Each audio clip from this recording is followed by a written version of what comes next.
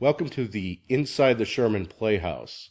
My name is Robin Fromm. I'm president of the Sherman Playhouse, and we have Katherine Almquist in the house. She started in this area. You probably have seen her in some shows in Kent and at the Playhouse. I had the privilege of acting with her in The Inspector Calls. She has also been in Dangerous Liaison. Thanks for coming, Katherine. Oh, it's my pleasure, Robin. I appreciate it.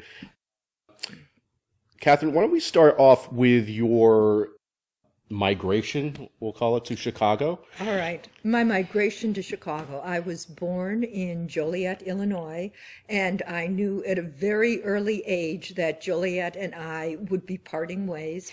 I left, probably when I was 21 and moved to Chicago. I was greener than grass, shared an apartment with someone I knew from college, and worked at Carson Peary Scott for Estee Lauder and Company. It was very new, it was very exciting.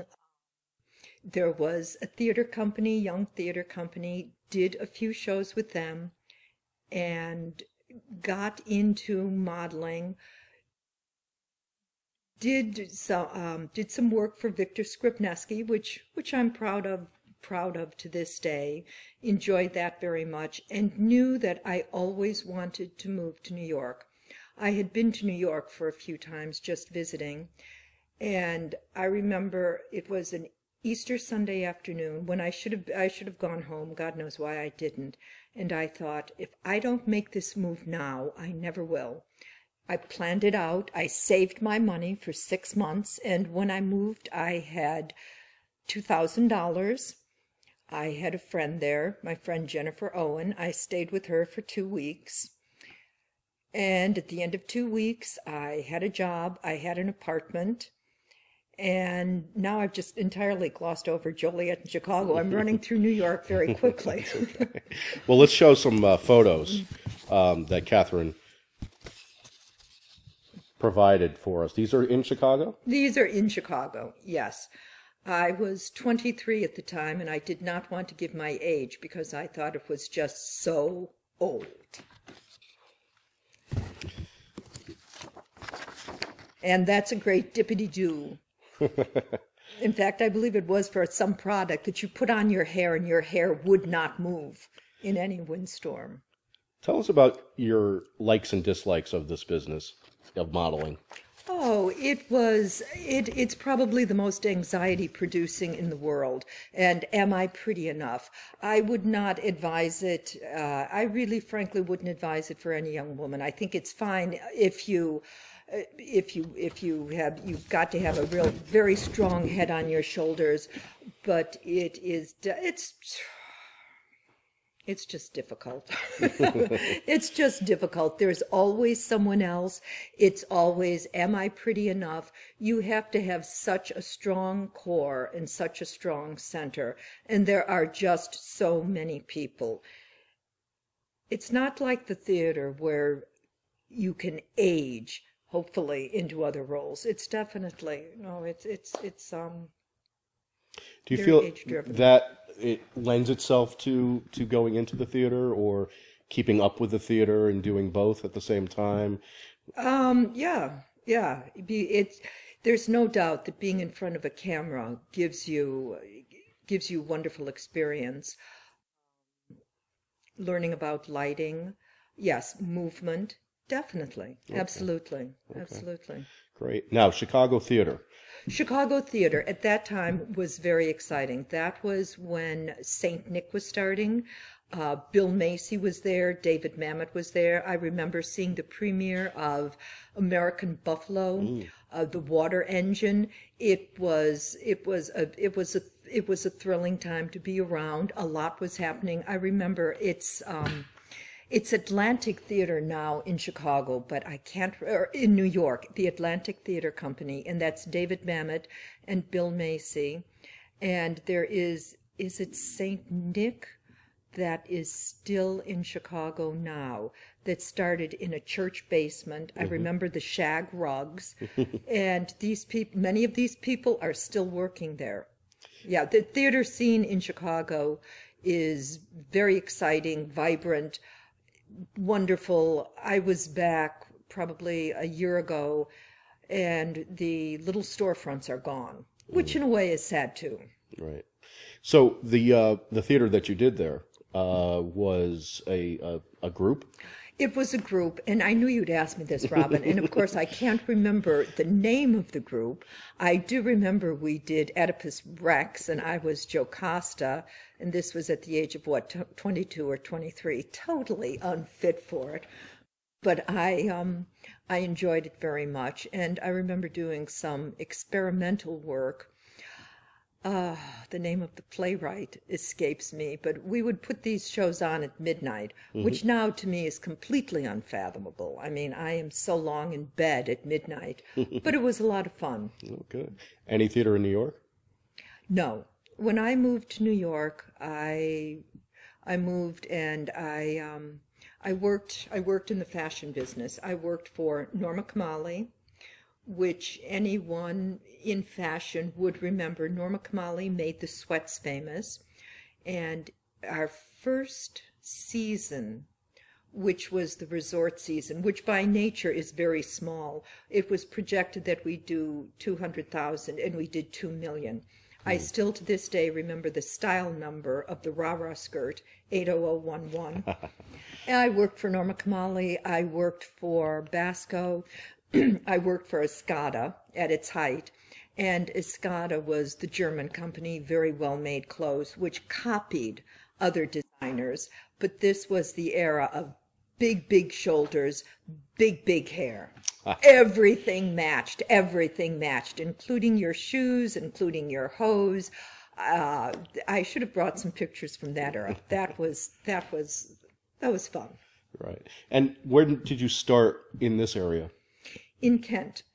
I had moved from New York. My husband David and I moved up here full time, and I was working at the Marblewood School.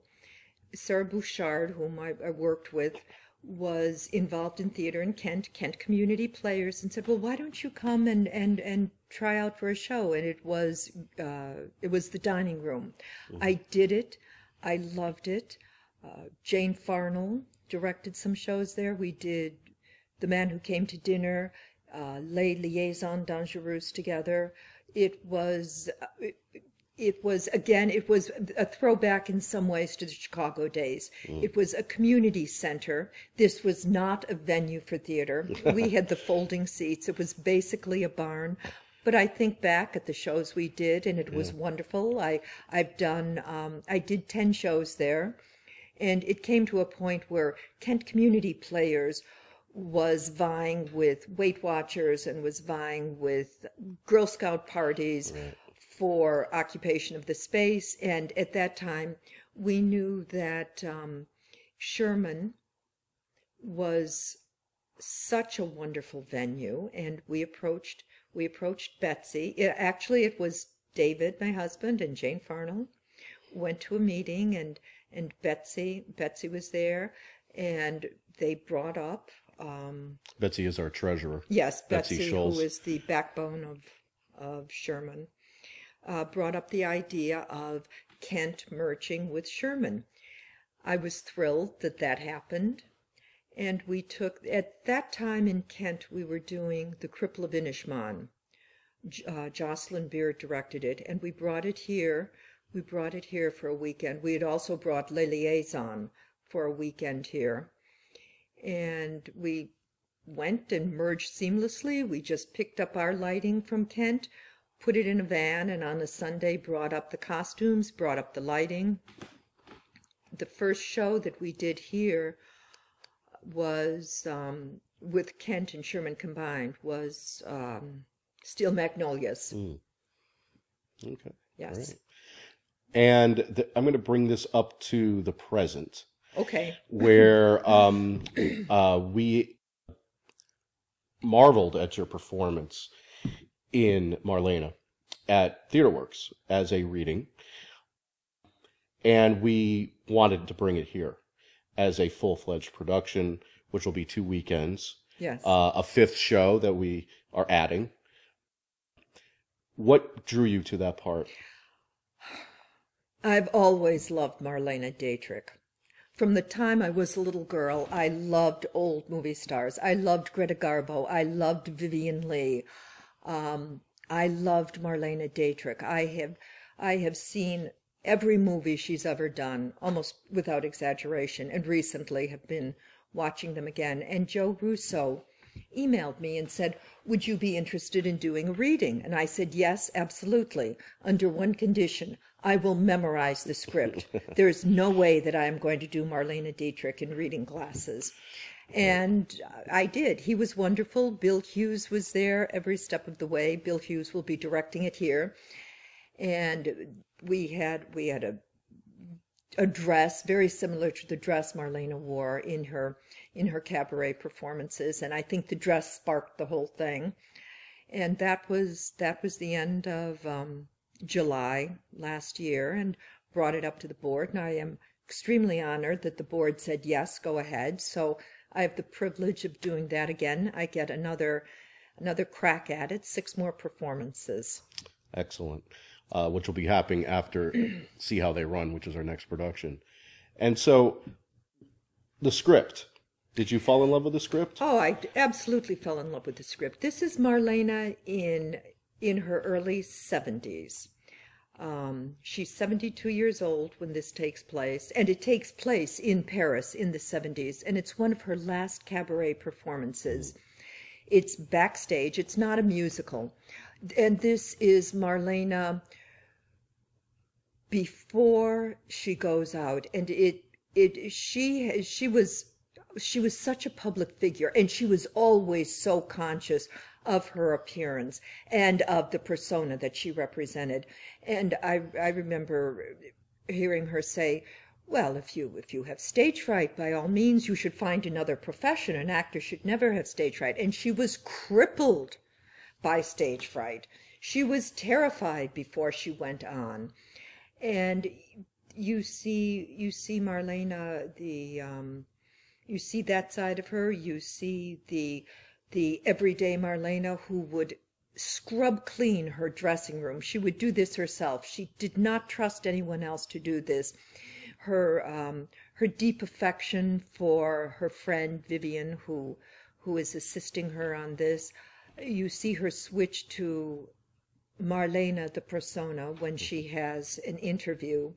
She is, to the end, she was always conscious of being Marlene. And when she could no longer be Marlene, she withdrew and she became a recluse. Right.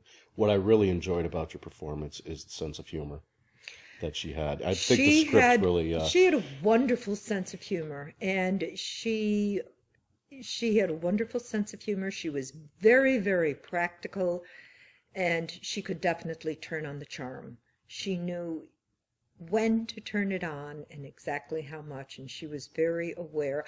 I would just call her very conscious of herself at all time. And what I really admire about her, she did do everything herself. There's a line where she says, "I do everything.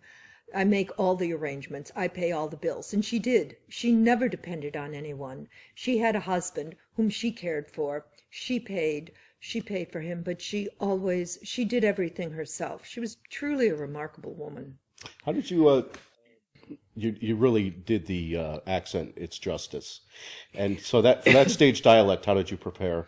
That I listened to her. She certainly did not have a heavy German accent. She really did not have a German accent at all. It was very continental. She spoke French fluently. Her English, she had a little bit of a speech. It would be Greta Garbo, Austrian. Little bit of a funny thing there, but it was very continental. Her diction was very crisp.